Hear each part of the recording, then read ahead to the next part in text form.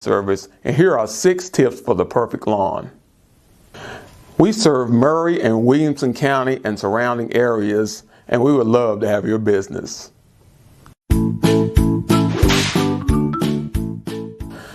Tip number 1 is climate. Different types of grass are subjective to their climate. There are 2 types of climate. There's warm climate and there's cool climate. Likewise, there are 2 categories of grass. There is the warm climate grass and there's cool climate grass. Here in the Middle Tennessee area, we have very cool winters and very warm summers. So we are a transitional climate. Which brings us to tip 2, types of grass. There are about 40 varieties of grass, but there are 5 that are suited for this area. The first we'll talk about is ryegrass.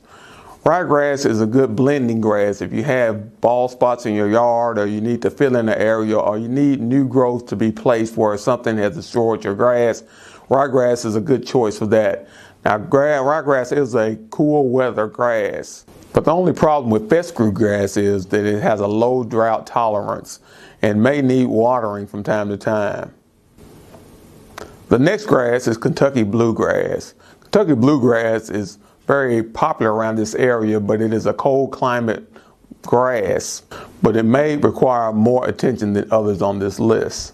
The next grass is Bermuda grass. Bermuda is a very hardy grass and it withstands high traffic. It has a high water drought tolerance.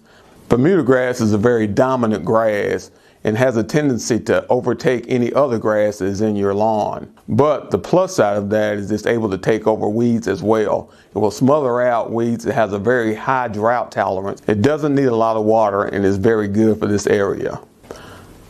The next grass is Zoysia grass. Zoysia grass came to the United States about 1911, coming from Asia, but it has a lot of the similarities of Bermuda grass. It's very good for this area because it withstands high traffic. It also is a high tolerance for drought and it's very low maintenance. And like Bermuda grass, it has a tendency to take over wherever it's planted. So therefore it's good for destroying weeds and for making a green plush lawn. Now the most popular grass in this area is the tall fescue. You'll see the tall fescue in a lot of sports fields and a lot of people's yards because it's very high drought tolerance. Fescue grass is resistant to high traffic and it's very low maintenance grass. So for this area, fescue grass is one of the more popular grasses used.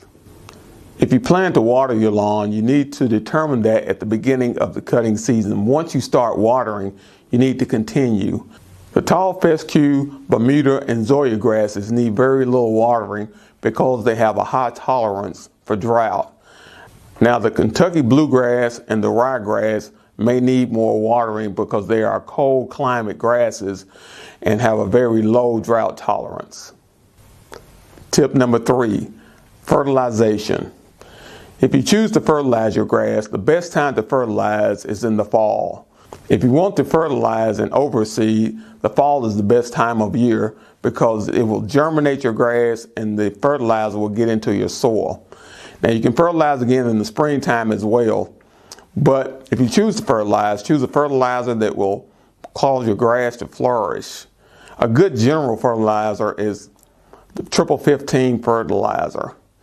It kind of covers all the bases and will cause your grass to grow very strong and very healthily. If you choose to take a soil sample, you can take it to your local co-op and they will tell you what fertilizer will be best for your grass. Nitrogen is very important to grass growth. Nitrogen, phosphorus, and potassium are the 3 main ingredients in fertilizer. And depending on your grass needs, they can be found in different quantities in different fertilizers. Tip number 4, weeds and the controlling of them. To stay ahead of your weed problem, you should apply a weeding feed to your lawn. The best time to put out your weeding feed is in the early spring.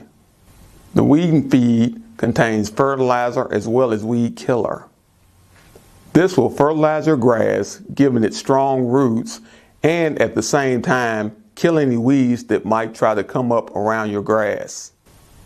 If your weeds persist after applying weeding feed, wait till late May, early June and apply once again, because the more weeds you have, the more infertile your soil.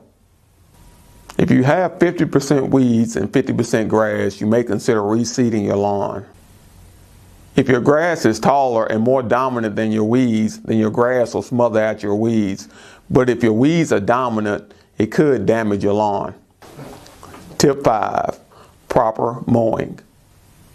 When mowing your lawn, you should keep in mind that your grass grows as tall beneath the soil as it does above the soil. So it's important to let your grass grow taller so that your root system can be strong.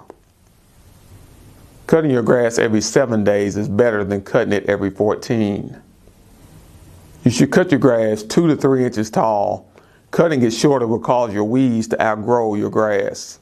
And tip number 6, if you have a problem with tips 1 through 5, you need to call groundskeepers at area code 931-698-7711.